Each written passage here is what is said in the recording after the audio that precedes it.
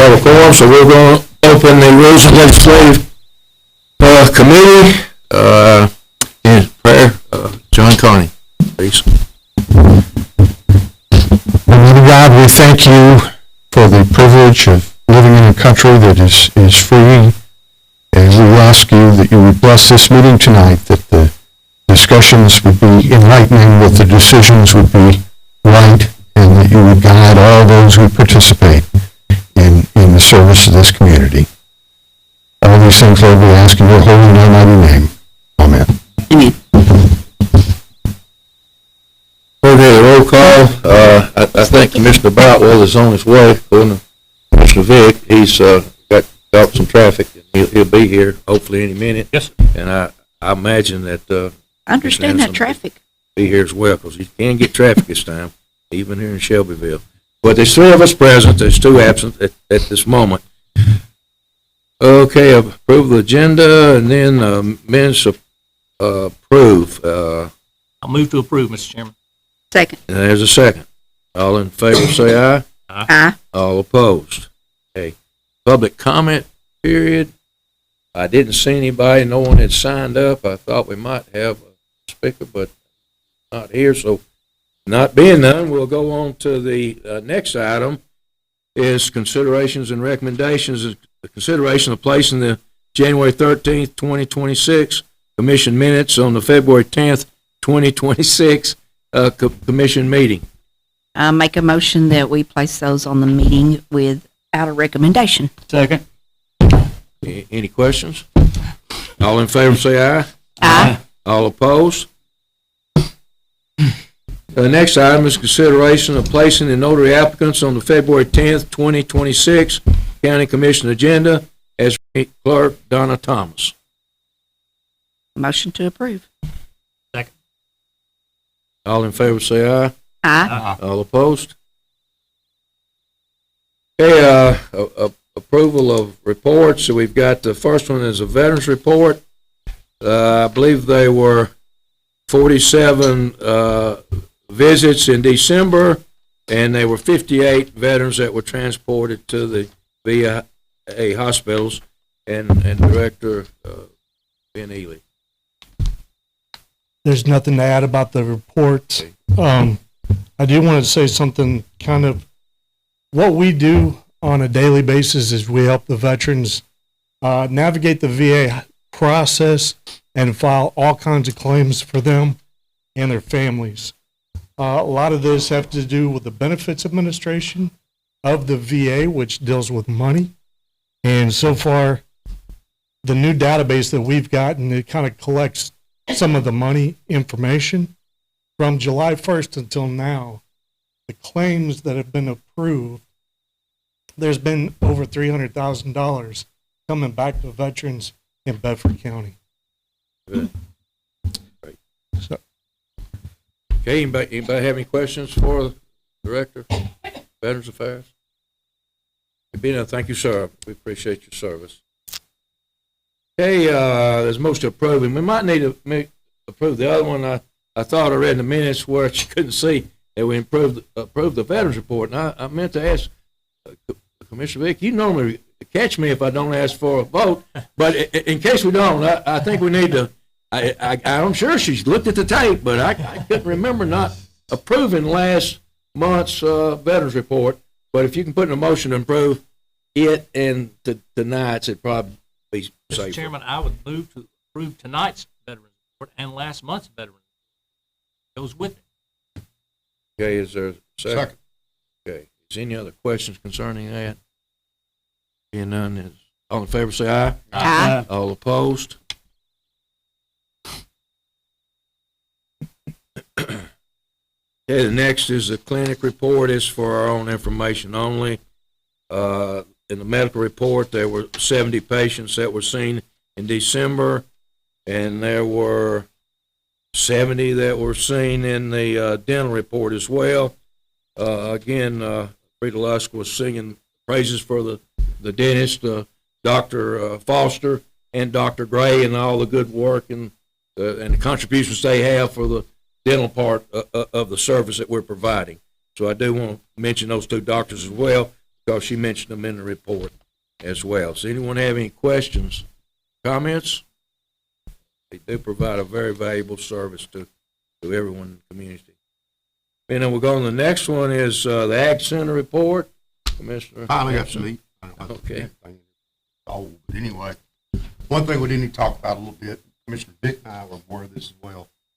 UT Extension Office out here doesn't have enough room, so they need to, Sam Coates came to talk to the board, move Soil Conservation Office, because there's some very large equipment that's not being stored probably correctly. Would we let them have 50 feet with their expense of moving the fence? The board voted unanimously to let them do it, because we all kind of work together, and they do need the room, they need the parking, so we voted unanimously to do it, unless the county's got a problem with it. As far as I know, Sam and them are going to move forward with getting their bids, working it out. It actually gives Helen a little less to mow. Not all bad, but it's really going to help them out a bunch. And some of that expensive equipment doesn't need to be sitting where it's sitting on the road. One of those pieces of equipment, Sam said, is $175,000. And we need to get it back behind the building, so if we move everything back 50 feet, that's what we agreed to unanimously, so that was the big thing out of the meeting. And they agreed also to pay. the fence. Yes, they're paying to move the fence, they're So paying to do everything. That comes out of their grant money, Right. not out of the taxpayer. Right. Nothing out of the taxpayer at all. We moved the fence back 50 feet. That gives them more room, will help them greatly. Yep. And I think it was a win-win. I think We're glad to do it. Okay, is there any questions for Commissioner Anderson concerning the Ag Center? Okay, being none, we'll get on to old business next, and Commissioner Maddox and I don't know if Josh wants to come in here, well, but y'all welcome to the floor. Thank you, Mr. Chairman. I appreciate it. So last month, we had the opportunity to speak to this group as it pertains to an idea that we had that we really feel that will benefit the seniors of Bedford County as it pertains to a tax freeze, property tax freeze. And we've had the ability to go through and research some data. I want to give a lot of kudos to Councilman Blevins here, as he's done a lot of the heavy lifting as far as looking at the data. But it seems to me that it's overwhelming that the folks of the county would be in support of this. I want to also say thank you to Shelbyville Now. They put out information to receive feedback. That was just overwhelmingly positive. And also the Times Gazette. They did a great job of running it a couple of times, and the calls that I've received have been extremely positive. And even conversations that I've had with some folks in this room have been positive. I also want to say a thank you to Ms. Rhonda Clanton and Ms. Tanya Davis. Josh and I have taken the opportunity to speak to them as it pertains to this, because their office would be a big portion of this as it pertains to the logistics and operationally. I also believe that those conversations were extremely positive, and I'll let them speak for themselves. But I am very thankful and optimistic that hopefully we can definitely make this work. I believe that, and Councilman Blevins also believes that our ultimate ask is that we put together a committee, a subcommittee, to study this for 90 days. And then that committee would come back to you all with a recommendation based off of the feedback that we have from the subject matter experts. And if I'm not mistaken, they've both agreed, Ms. Davis, Ms. Clanton's agreed to be a part of that committee, or have someone be a part of that committee. So again, I'm just very thankful for the opportunity. I am excited about it. I'm hoping that we can do this for some of what we consider our most vulnerable of the county. I also want to take just a moment too and ask Councilman Blevins if he could speak to what they've done at a city level. Of course, this initiative would span across our entire county, which would also include the city, but the city can also initiate their own program. And it sounds like they're well on their way. Councilman? Sure. Like to thank Commissioner Farrer again for always having an open meeting, allowing anybody to speak. I took the opportunity to also, Mayor Graham was very gracious, met with me a couple weeks ago to kind of see what this would look like, how we could move forward with this, where the city and the county could possibly actually work together on an issue, which is a crazy idea, I know. So I and I don't want to speak for him, but I think he was in agreement that we could come up with a subcommittee of the Rules and Legislative Committee. So this would be a subcommittee of you all. It would report back to Rules and Legislative at the end of this 90-day period with either a report, a recommendation, whatever. This would also be a joint committee of the city and the county. I've met with the city attorney. What we would ask you from the city side to do would just put 2 city council members on it. We're going to have a special called meeting in a couple weeks, and we will appoint those 2 council members. I can't speak for the whole council by myself, so we would actually vote on that, and we would send 2 council members to those meetings. Just general, concept for me, and welcome to your feedback as well. Second Tuesday of the month, we already have a county commission meeting here in the building at 7 o'clock. It would seem to me it would make sense we could meet this committee at 5:30, meet for an hour on those 3 second Tuesdays of the next 3 months. That would give 3 hours for the committee to get together. We've got people from the state that are willing to come in and present. They've spoken to Rhonda. They've also spoken to the city treasurer. So rather than drag people over to the city meeting, over to the county meeting, back to the city, we just thought it made sense for us to work together, put this committee together. Besides Rhonda and Tanya, who had both agreed to be on it, 2 council members, whatever you decide as far as 2, 3, 4 county commissioners, and obviously, the mayor would be welcome to be on it. Whatever you would think as far as the makeup of that committee would that. And just looking for a way to help our most vulnerable, our seniors. We hear a lot about tourists, how much we love tourists. They come into town, they pay their sales tax, they leave. We don't have to educate their kids. Well, our seniors, they live here. They live here their whole lives. They're 65 and up. They don't have kids in our schools. They're not commuting to work anymore. They're still paying more than their fair share of property tax every single year. And I think this is just a little small something that we could do to help our seniors. They are our least heavy demographic on county services. They take the least from the county, but are still paying in their full amount of property tax. So I think this is something great we could do for them, and just would like to study this, as Commissioner Mack said. And like I said, we have met with Rhonda and Tanya. I'd love to hear from, if you're willing, from Tanya, who I know has spent a lot of time researching this and could speak more to the need as far as the seniors. She sees them every day in her office and hears the stories. So I'd love to hear from her if you've got a minute. Absolutely. Yes, ma'am.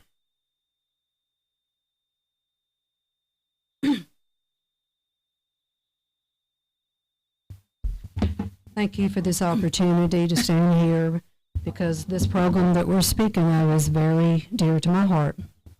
I'm not your messenger, but I'm your trustee. And I have spent many years, 16 years, been blessed enough to serve on the board and committees with the state. I have stood on that floor many times waiting for that vote to be so we could continue tax return or tax relief. It's very passionate to my heart. I know the impact that it makes on our most vulnerable, our elderly. So, in that being said, the trust, the relationship, of being able to walk down those halls and have a voice for tax relief, I have certainly, like I said, supported in every way. Now, speaking of, and as I said, as your trustee, I have the obligation to stand here before you and give you all information. And that is my job, and I am very willing to support this, work along beside this, because I am very passionate about the seniors. I will do anything asked of me as this job, so you will be able to have all information, everything you need, any number you need to make the best decision to move forward with this tax relief / freeze plan. I do have several numbers if anyone has questions. As the trustee, I did, if you decide to move forward to vote for this committee, and yes, I'm very willing to serve on this. Asking that, I did bullet point, if you decide to vote, I did bullet point and to present to the committee some of the things of recommendations that I feel like that we need to talk about, because growth requires growing. We have a plan, and we are stepping into the unknown plan. So when we reach out for this plan, I feel like, and they've done tremendous work behind this. And as I said, I did bring some numbers up here. The numbers are asked. We have reached out to the elderly. We do know where the need is. We are for reappraisal. We do not know the impact of what that appraisal is going to bring. Is there going to be a tax increase? There are so many questions to where we're headed in our budget time. My questions, as I will give this committee, basically is that unknown revenue lost impact. Where does that burden fall? Where is that made up? We speak of concerns of the citizens, and we need to spread this where we call the citizens, because we have people that work, young people, people with children, that what we call a fixed income, because unless they make overtime, it is a fixed income. So these are just things, and when I say this, it's something to really come to the table, really think about, lay these numbers, know where this impact's going to fall. What is the impact to the city revenue? What are the considerations of the amendment to the tax relief / freeze? We have 27, I don't think did I bring that up there? 27 counties, 33 cities that is on the freeze. Some of these cities, like Shelby County, cities are considered into that county. There's 6 cities in that county. So, like I said, I brought a stack of everything that needed to be asked, any frequent questions, any numbers, freeze versus relief, the payout, the income cap, anything and everything like IS is asking me, I will present. And it will be up to 18 votes to decide to move forward. I do encourage this group session. I do encourage the study. The income cap right now for tax relief is $37,530. The income cap for freeze is $42,710. 65 older by December the 31st of the year. And to make clear, doesn't come into play until the next year. Let me see, I need to, county pays out $118. That is the match of tax relief state of $118. The city pays out $75. Right now, currently, we have about 773 on tax relief. We know that 773 will go to freeze, and we will increase by some number, because that 42,710, I have a few elderly that will benefit to that if it freeze.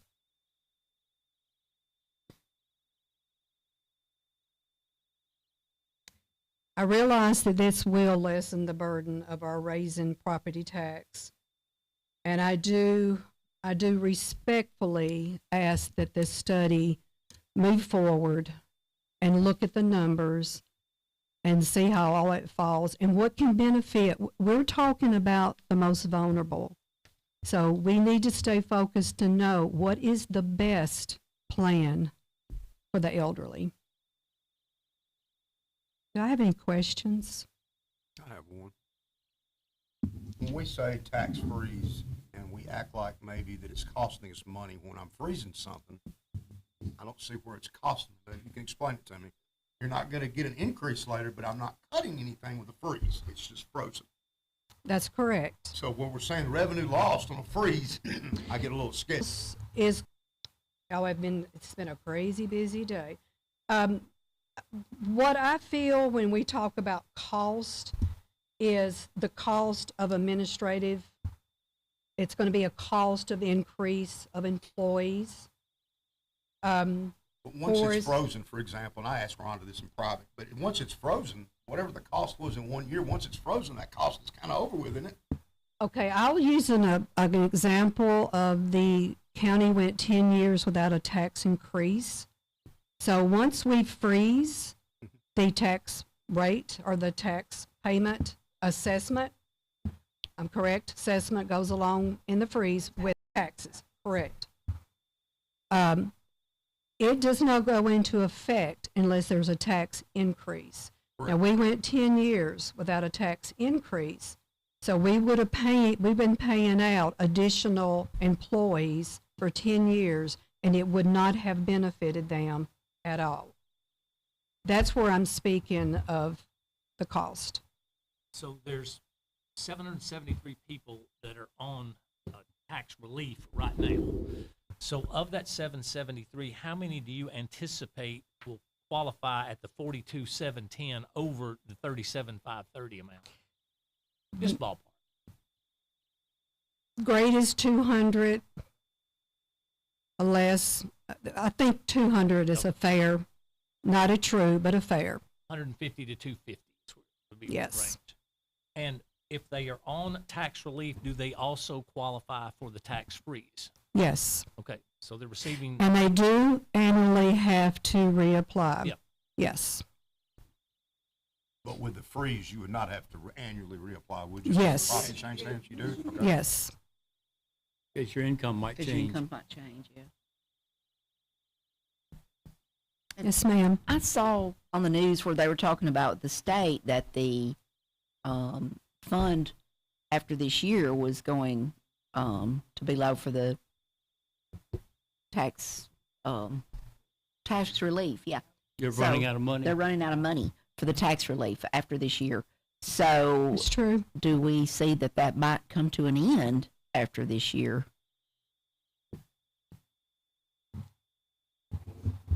That was a hard question. I pray not. That's why I say I spent a lot of time, a lot of hours supporting, pulling support from the Trustees Association. We've been on the Hill many times, many meetings, because at one point it was growing at 22% plus. That is the time of war when our young veterans come home. They were blown up. So there was a lot of young, 100% permanently disabled veterans that came home, and that pushed a lot of payout. And you know, when I speak that because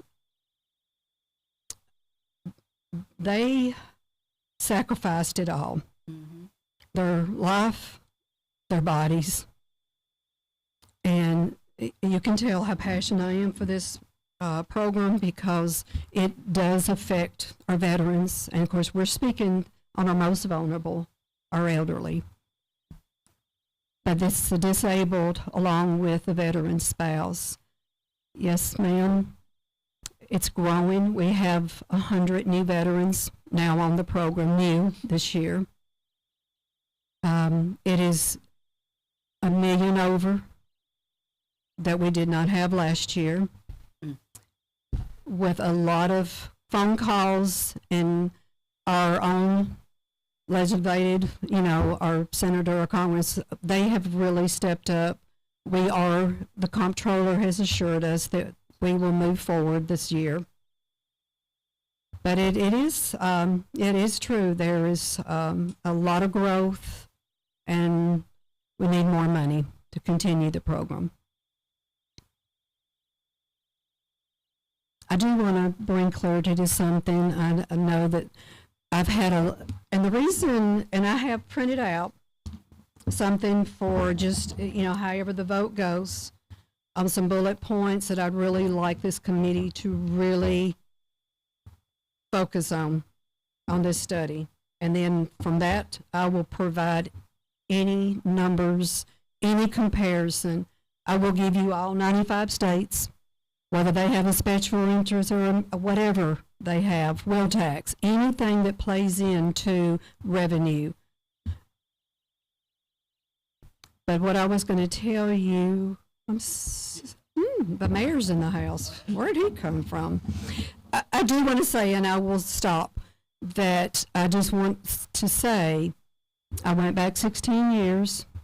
There is not an elderly's home that's been sold from not being able to pay the property tax. I can say that the relief has kept a lot in their home. That's why I get the taxes out early. They come in, we set up a budget, and here we go. So, but for selling their homes are not been sold. So Yeah, I checked the tax sales on there, and while there are some that are delinquent, we've not had, I think there was one in the last 10 or 12 years that I saw, but that was it out of the numbers that haven't paid their taxes. And They're- through the process, they're but repeaters, and there are a lot offenders. of multi-owners of property. Yeah, I have to go after them. Okay. If I can, what I want to make a comment about, and Councilman Blevins did come to see me, and I do think it needs to be studied and looked at. I'm not as forward with it as I am tax relief, but what I want to do, because of the way the question was asked, I think there's an opportunity for me to explain something to you. Whenever we budgeted starting, I guess it's about we asked the commission to support tax relief, and so we've kind of thrown that word around, tax relief, and it is an umbrella name that the state uses to qualify people for actually their program called tax relief. Now, within that there are different categories of opportunity. One's low income elderly, one's disabled veterans, and then what's in there, a fourth one? The elderly, it's the spouse, it's. Oh, okay, yeah. So spouse, veteran, right. disabled. So whenever we budgeted and when we asked the commission to go along with us at the budgeting process to start the program that we currently provide of relief, I'm going to use the word relief, not freeze. What we're doing, and why I thought that program was important, was one, we could just segregate one section of the four, and that was the low income elderly, which is what we did. But it's all under the umbrella of tax relief. Okay. The state of Tennessee currently, as she was saying, the pool has been such that they have figured out that they could give $118 to the low-income elderly people that qualified under their structure. Now, we're using their same structure, and what I asked you guys to do was allow us to match 100% of what the state was giving to them. What you were referring to, the state now is looking at potentially not being able to give 118 anymore. Maybe they could only give 75, 50. I don't know what the number is going to be yet. But in theory, there's nothing that keeps the county from not still giving $118 that we currently give if we wish to do that through the budget process. Now, that stands totally independent of tax freeze. Right. Now, the reason that I thought that tax relief was our best bet 4 years ago, and I still think it's a great approach now. Maybe there's a place for tax freeze that'll hopefully be vetted out before it's done. But tax freeze doesn't do anything for the citizen until we have a tax increase later. At 65, they still pay what they were paying. And as long as you don't raise the tax rate and we're not past the 5-year cycle, they're not going to get anything. It's not giving them anything toward their tax. They're going to pay 100% of what they're paying now. But tax relief, when we said we're giving you $118, we're giving you $118 toward paying your tax bill. Tax freeze don't give you any money toward paying your bill. It locks your bill. Do you agree with that? And so I'm not saying it's not a good thing, but you're right. When you say the initial installation of it is really almost budget neutral. But what it does do if you freeze it is you tie the hands of the legislative body in the future about where they're going to get additional revenue. In other words, those people's amount that they're contributing won't change. Everybody else's revenue will have to make it up. So whatever their portion would have, it will now be on the backs of the other people that are left to pay. That's why I'm not as excited about that as it sounds, particularly because I believe the county does have a fair, reasonable tax rate. Everybody wants their tax lower. I'm all for that. Whatever the commission decides, the mayor doesn't decide that. It'll be up to them. I'm happy to be a part of gathering information and studying it. But tax relief is where we make a difference in them actually being able to pay their tax bill annually. And there's nothing that keeps the commission from next year doubling the amount that we're giving toward those low-income elderly's tax relief, if that winds up so being what the commission would want to do, stands independent of tax relief or tax freeze. So what I want to say is they really are two different programs. Right. And you could, I don't think it would be best for the citizen, but you could do away with tax relief, as we call it, where we're matching what the state gives, and simply do tax freeze, which means you're not giving them anything, but you're not going to take anything from them in the future. Right. I would like to see Is us that fair? do both and keep them both myself, but. Yeah, and I'm not saying we can't do that, but I'm saying we're budgeting. Someone had asked me at one point, well, what's the difference about budgeting? Well, we're budgeting because we're actually giving them the opportunity, you might would say a voucher almost, Right. to help pay their actual property tax, where freeze would just keep their number from growing. Right. But they're still going to come up with 100% of their money. Right. And it's only not just because you're 65 and not when you're 65, if you get freeze, you don't pay anything, because that's the kind of calls that we're getting to the office is people excited that I'm over 65, so I'm not going to have to pay taxes anymore. And that's not exactly right. Yeah. It's not a reason not to do it, but it's not. But it's getting a little bit wonky in the social media world right now. So I think again that's why a committee and the smart and right people on the committee can really help make sure that everybody understands what you're going forward with. But tax relief is far ahead, in my opinion, helpful to the actual low-income, elderly, vulnerable that we're trying to do as far as immediately helping them with their taxes. The other is if you go 10 years and don't raise property tax, freezing didn't do anything for those people during that time. But you will tie the hands of future commission. And I think this committee could also look at while they're looking at the freeze. Oh, yeah. Yeah, well, I think the city doesn't, gives a flat, We do. Yeah, what'd we you do say? 75. Yeah, 75, where what we said, what I'd ask you guys to do, instead of a dollar amount, I said, I'd like to see us see if we can do 100% of whatever the state gives them. So, because it moves from year to year. And so, in this case, if the state moved down to 75 next year, that wouldn't be good, and we have the funds to stay at the 118. Again, that's a decision the commission can make that stands independent of tax freeze. So, And I want to say in these years, that's a good point to make. And Rhonda, you may want to, I didn't mean to. No, I was just saying, we'll make sure I'm not cross. Okay, I just want to just follow up with something he said in there. And Rhonda, you may want to speak on the equalization ratio, how that, does move the bar a little bit with the program payout. But in the years that I've been in the office, it's not anything towards the projection of it may move up a little, but it will move back down. And that's got a lot to do with the 5-year, the reappraisal. So it's not anything that I can say in my 16 years that is not been able to be funded by the county in the relief side of the way it moves. And I do have 16 years to compare those, because I went back from the time I started to where I'm at, and it's right there under. So.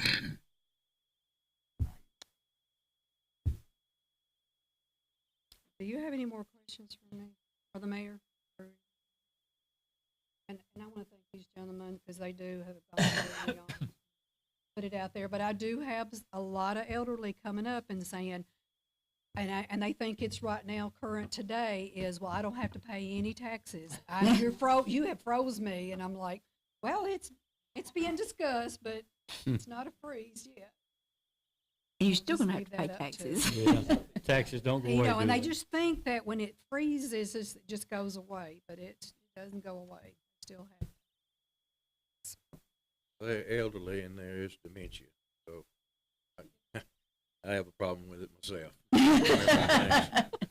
But that is an interesting point, County Mayor. We might need to look at what the state gives them and try to maybe go from that angle, because that truly will be more help than just a freeze, perhaps. But it'll have to be debated and studied. And yes, the tax assessors. You can go ahead and comment again, and we'll let. Okay. What I was going to say is I do agree, and where we were budgeting, because we didn't know what the numbers would be back when we started, we were putting in $100,000 a year. We've only been expending on this 118 model at about 60,000. So we ought to at least be able to hold the 118, whether the state would go down or not. But there may be an opportunity again, and this would touch them immediately, so to speak, because that's a voucher for the purpose of the conversation. It's a voucher that's helping them actually pay the tax bill that they've got to get written by January or February when your tax bill's due. Yeah, I'm not for getting rid of that. 118. The state does it. That's why I said, I asked you guys to go along with the program. Whatever they did, we would match it 100%. Their number moves every year, doesn't it? And that moving number, has it peaked in 24?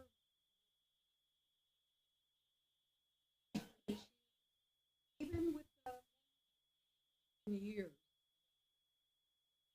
it's still more money. Yeah. 236 at 136. Yeah, because it doubles the amount that they have to actually pay toward their tax. And the reason that I was thinking that we just do a percent and ideally I ask you for 100% was so they didn't have to do additional math. They've all got to do this work for the state's program anyway. So once they know what the state amount is, then our part, as long as the line item didn't exceed the expenditure, then we were able to satisfy what we budgeted. And so we've been coming in at around 60,000, even though we've had 100. Now, every year, whenever we don't use it, we just carry it forward. I mean, it all drops in the bucket and redistributes. But John and I were looking at this, and it looks like if you took the average price of the home of the people who are on the relief right now, and then you took the amount of the tax at the current tax, say, let's assume based on historical numbers, percentage-wise increases in there over the 16-year period, project that out, add cost of inflation in there, what's the number that would come up? And you're paying $300, $400 a month on your property, a year on your property taxes, you're only talking about $50 out of there. Would it be more advantageous to add more on the relief than it would be to tax? That would be my opinion, because then you know it's immediate and you And it's a budget fixed year to number, year. but- If we did get in a bind as a body in the future, although I won't be here with you, you could always lower the amount you're budgeting. When you freeze, you've made that's what I'm saying. You're tying the hands of a future body, legislative body, potentially for funding. Like I say, we were talking, basically what you could do is back test it, use the That's it. last increase, and with the people that we have on the rolls now, just see how much they would save. Right, but there's no question that relief is giving them For immediate, using a freeze, where yeah. freeze will help them long term. Now, the long game is it will be very lucrative for them in theory if they live long enough, because they're not only does the rate freeze, their value free. Oh, if the rate changes, then the amount goes up? No, the value of the property goes up.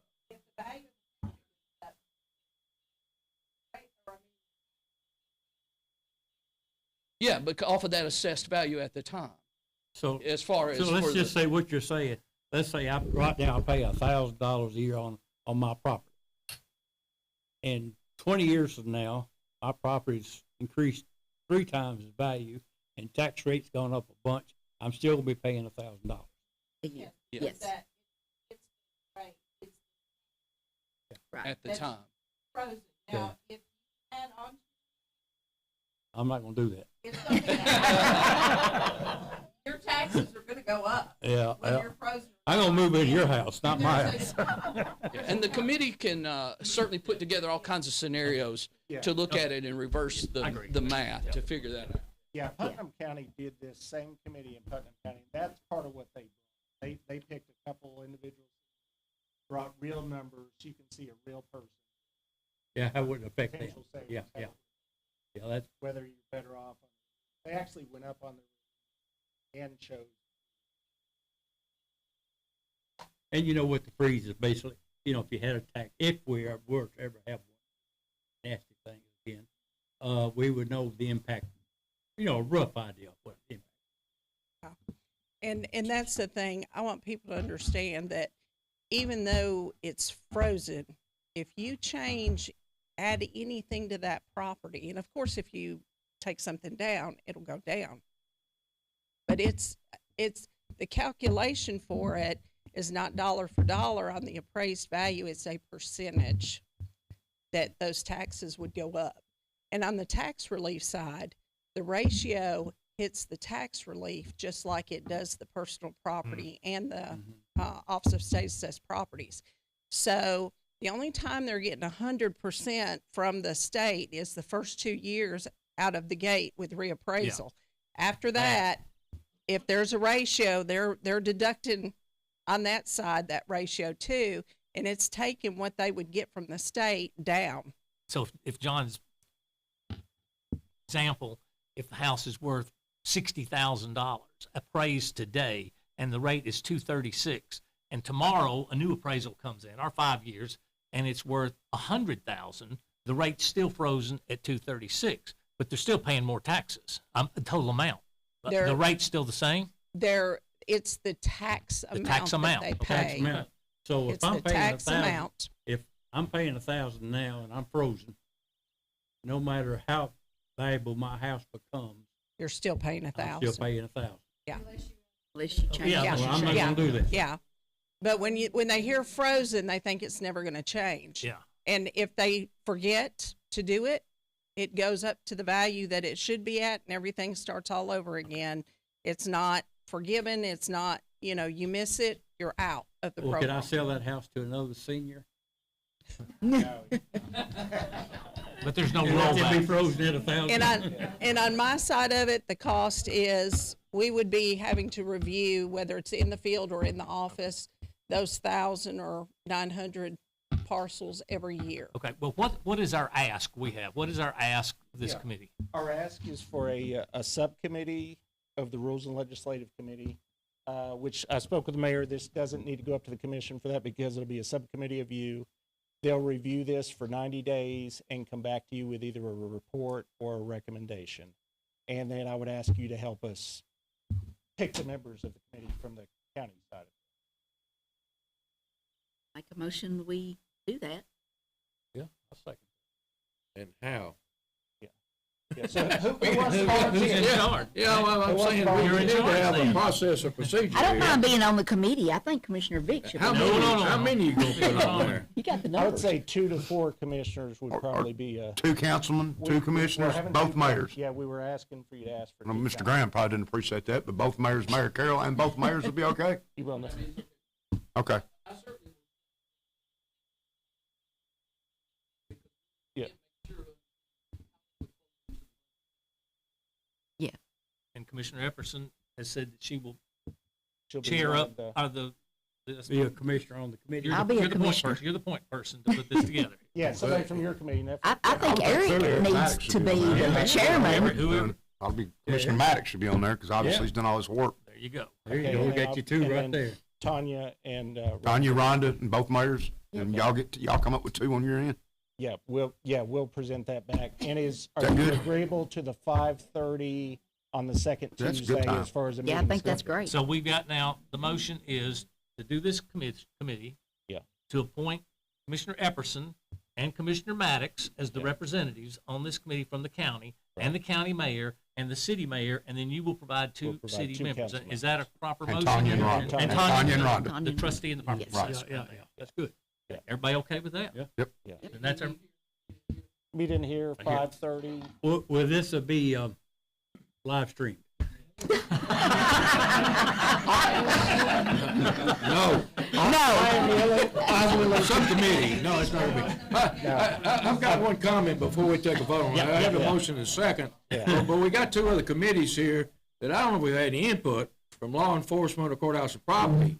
I mean, and I guess we have the power to do it, and I don't mind doing it, but I'd like to get some feedback from the other 2 committees that are fixing to meet behind us, because I hadn't heard any comments. Of course, Commissioner Maddox is on one of them, but we'll get some feedback. I'd like to get some anybody else feedback wants to from be on the board, we'd be somebody happy. else. Can I real quick before, real quick before he speaks, Mayor Graham and I did speak about that. We feel like, and this was just us talking, but probably the appropriate path would be for it to come to your committee first, this subcommittee, it's your subcommittee. I agree to that. And then this should not go straight to the commission. This should go to the Finance finance committee would be the next step before it goes to the commission. But then I'll let. And again, I don't want to speak for my whole committee, but I mean, just as what I've seen, I think that most people are at least in support of gaining some information. And so I don't think that we would have any objection to gaining any information and supporting this group. So Wonderful. I just want to get some input from y'all. Great, it sounds good. that's our motion. Plus, the final report goes to finance committee. Yes, Okay, absolutely. Okay, that's our motion. We have Everyone on the other side. understand? And I'll speak to live streaming real quick. I'll bring my own equipment and record if we need to. I do want this to be, for the rest of the city council to be able to view this and the county commission. So I won't put Mr. Carney on the spot to have to live stream, but I will. Any other discussion or comments? Okay, all in favor say aye. Aye. All opposed? Okay, we've got Thank you. committee formed. Yeah, thank you, gentlemen, and thank, Rhonda, thank y'all for coming up and giving us all the information we need, because we had a thorough discussion tonight about it here in the rules. Okay, so, I think there's some more, we got some more on the agenda, if I can get back to the other. Let's see, new business, annual bylaws review. I didn't have anybody that came to me. I know there's some discussion back in the fall, but I guess it's, there's nothing came to me or anyone else, has it? Unless we have to do this annually, are we required annually to look at Evidently this? so, I think, County Mayor. I think we put it in the bylaws. No, I don't think there's anything in, nobody else has had anybody request, have you? Okay, okay, good, being none. So our review is that we foresee no changes in our bylaws for this upcoming year, and I'll make that in the form of a motion. Okay. Do I get a second? Second. Okay, any questions? John? Okay, all in favor say aye. Aye. All opposed? Okay, so the rules will stay the same. Okay, now, so we still got the other, there was some discussion about, the people that are gonna take, the property assessor's place. I'm assuming they're here, I guess, well, the first one here is Andrew Reed, is Andrew? Okay, good, good, I'll let you go first if you'd like to speak. Yes, yes, sir.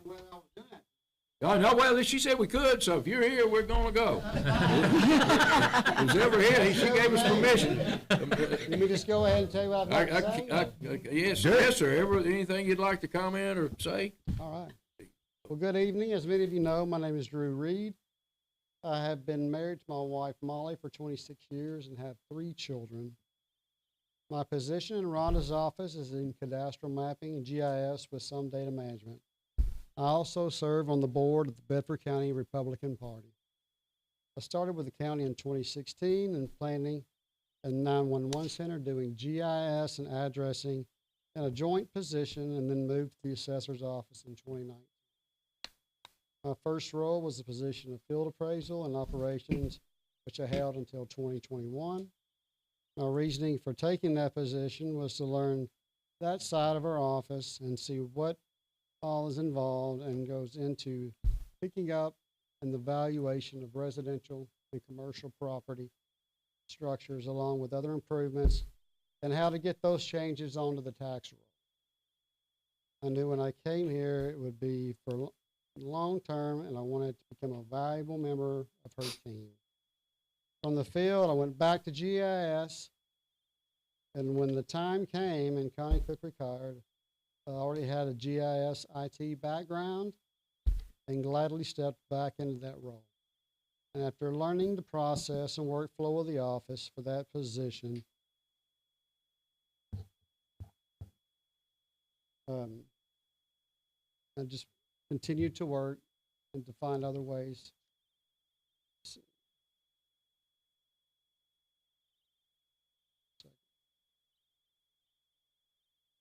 Just continued on in that role, in that position. I believe the technical background I possess will be a valuable skill set in the interim position and the future as assessor, because all indications point to more automated processes when it comes to government information, processing, and maintenance. Not only that, but there are many areas that AI will help with not only GIS, but potentially change office operations as a whole. One way with mapping is a demo programmed AI that can quickly locate any changes that we don't see on our map when compared with a property record card. Another example, clerical-wise, would be to determine certain discrepancies in deeds that would otherwise be difficult to detect. I have also worked with the state on creating a new stole map that is able to improve accuracy of land grades that could be used for Greenbelt. I have been working on this goal of becoming assessor for quite some time. I really enjoy the people in my office. assisting the public, day-to-day operations, and making sure that all offices that depend on us are taken care of. This will be my second reappraisal. I have assisted in multiple ways each year. Get ready for county board meetings, from helping to set up to just observing the process and learning what to do. This reappraisal, I was able to work on valuation for different neighborhoods and see how the area works of that appraisal.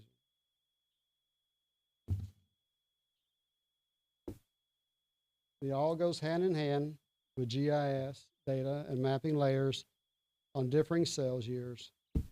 During my 6 years here, I've developed relationships with local and state government, law offices and title companies, utilities and others, clients, and I really have a passion and desire to assist the public, try and get them exactly what they need.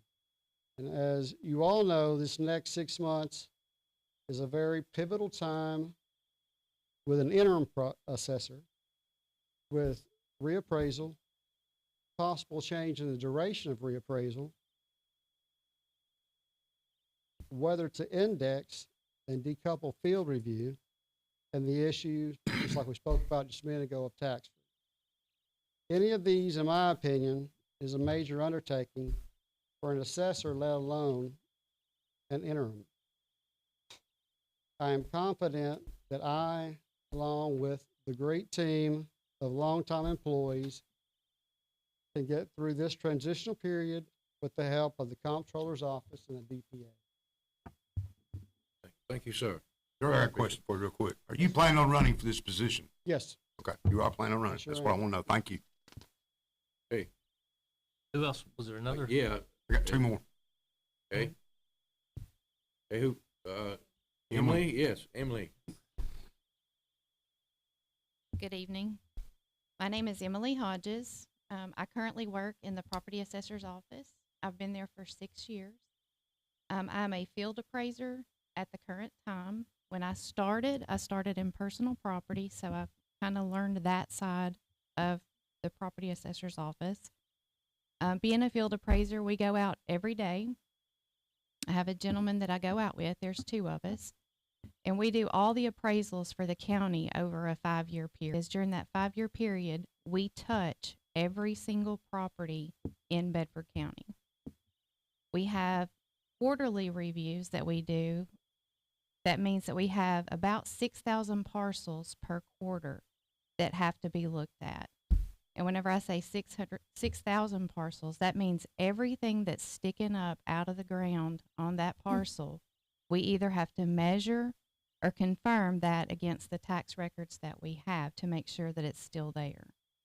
In doing that, we do that over a 4-year process, and on the 5th year, that's our reappraisal year, where we do kind of the same thing, but we review what people call in and have us review, or us to review. So during that year, it works a little bit different.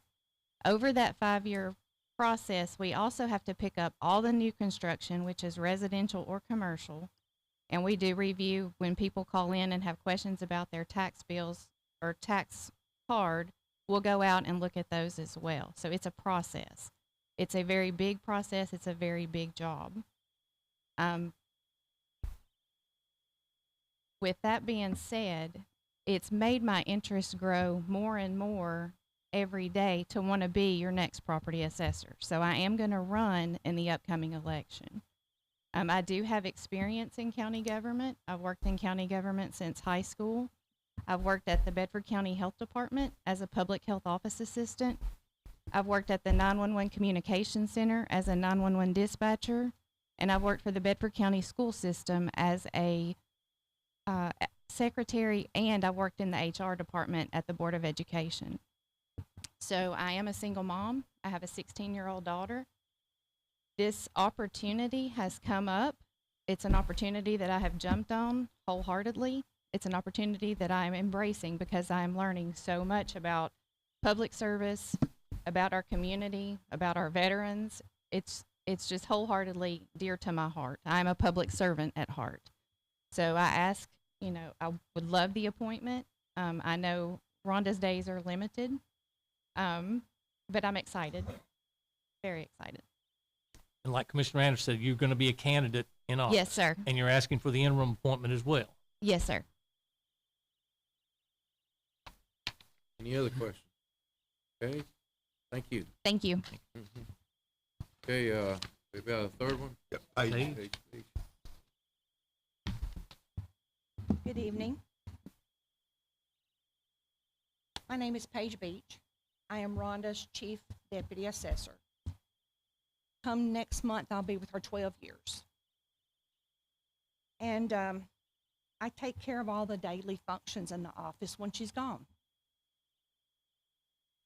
I know we have deadlines to meet. We are held accountable by the state to meet these deadlines. So I usually assist Rhonda with them, a reminder of things that, you know, has to be done at certain times. So, and also the people in our office do come to me when there's a problem. If there is someone out there in the foyer that is irate, I usually try to step in, lend an ear, and step in when I need to. My goal is just to keep things running, meet these deadlines that we have to meet until the new assessor comes. And then when the new assessor comes, I'll be glad to help them in any way I can. But I'm just seeking to be interim until the new assessor comes. And you're not going to be a candidate? No, sir. You're not running. Okay. May I ask you a couple of questions? Sure. As the deputy up there? And I'm familiar with how the assessor's office works, and I've called several assessors about this process. You've got daily detail responsibility. So Yes. that means you have to do payroll, vacation time, sick time, PT, comp time. You put all those together. Yes, sir. Purchases like gas, fuel, you do that. OSHA, do you have OSHA hours? Yes, sir. Yeah. What about the appraisal appeals board? What is it? Yes, sir. Yes, Okay. sir. We have to have, we have the changes have to go out prior to May 20th. We send out change notices to the homeowners. And we have, the change notices will go out March 27th this year. And then, of course, we'll have county boards the first 3 weeks of June. Yeah. Everything is on a timeline. So you got to meet timelines. Yes. And you have to do that. Yes. You're required. I Yes. think Greenbelt has to be done. Well, let me back Yes. up. Mobile homes have to be done by March 1st. Yes, sir. And personal property has to be completed and submitted March 1st. And you're on top of that. Yes, sir. What about Greenbelts? They're due, March 15th. there you go. And we have to work a report because we don't let anybody slip through the cracks. We Okay. work very hard at contacting them and getting them in there, and they're thankful. They're like, thank you, we forget. And the map completions for tax purposes, you have to Yes, do sir, that? all of that has to be, Drew has to have all that done and finalized and registered with the deeds office by Okay. the 15th. Yes, sir. And then you've got, like you said, the change notices in there. Mhm. Then you got to do quarterly cleanups. Would that be Yes, sir. something? Okay. Yes, sir. And, They're always sending reports, and then we have a yearly report we have to do. okay. And then you got a translation between the city and county accounting or something. Is there Yes, something like that? yes. And you're doing that? Yes, sir. And what about training, board trainings? Yes, sir. They have to have 4 hours of training, county board training. Okay. We have to do that also. And then, of course, we have to have a newspaper ad out so many days before county board. Everything is on a timeline. So, and you've got the reappraisal that's ongoing with Yes, all the sir. various departments, and you're you're not in charge, but you are overseeing a component of that as it goes through. Yes, sir. So you're running this office day to day. Yes, sir. Now the statute says clearly, 671504, in the case of vacancy, the legislative body shall elect an assessor who shall hold office until the September 1 following the next regular election. And then it says, should it become vacant due to death, resignation, or removal, the duty of the assessor is discharged by the chief deputy. It is temporary successor by the assessor of property in writing until a successor assessor is elected or appointed. So upon your resignation or retirement, then the chief deputy automatically steps in until a replacement is made, whatever time frame that is. And you're doing all these duties right now, the whole thing right now, and you're not a candidate in August, okay? That's all the questions I have, Mr. Okay, Chairman. any others? Okay, Ben, thank you. Thank you. I appreciate all, the three of you coming up and, giving your case. Okay, is there any other business to come before the? Well, is, one last question, is, would you have a suggestion, recommendation that you would like to make to this committee before we? As you can see, Drew and Emily both know their jobs. They do a great job. You know, Paige does handle the day-to-day.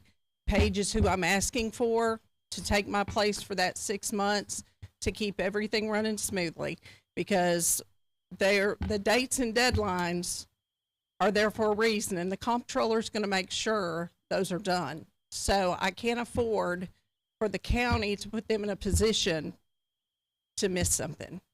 So, and I think with her not running ethically, and I took an oath, I can't ask for anybody else, knowing they're running, but she does the day-to-day work. Understand. Well, Mr. Chairman, I guess after hearing what we've heard, we have certainly two very qualified candidates who are going to run in August who know their business. But from that day-to-day operation we've got, I don't know how we can possibly abdicate the responsibility without you being there and having her do that. And I would like to make a recommendation that we submit to the commission that we put the deputy in charge of the day-to-day operations until the August election. And if someone on the floor of the commission wants to nominate somebody, that's perfectly acceptable. But I'm going to make that motion that Paige be the interim property assessor until the August election. Then, if anyone would like to second that. Well, my question is, can we do it, or does it have to go to the commission? That's my question. It still goes to the commission. It's got to go to the commission. We're going to recommend it. We'll just be, that would be a recommendation. I got you. What you're saying. That's what the vote is. Yeah. Right, the vote's to send it back But with a anyway, recommendation. what I'm hearing, the statute says that's what we're supposed to do anyway. Correct. We're just following Am I statute. understanding that correctly? So it's not like we have a choice of which direction to go. Well, that's my motion. Is there a second? I'll second that. Okay, there's a motion second. Is there any further questions or discussion about it? So we're going to recommend her do the per se, the property assessor's request. Yes, ma'am.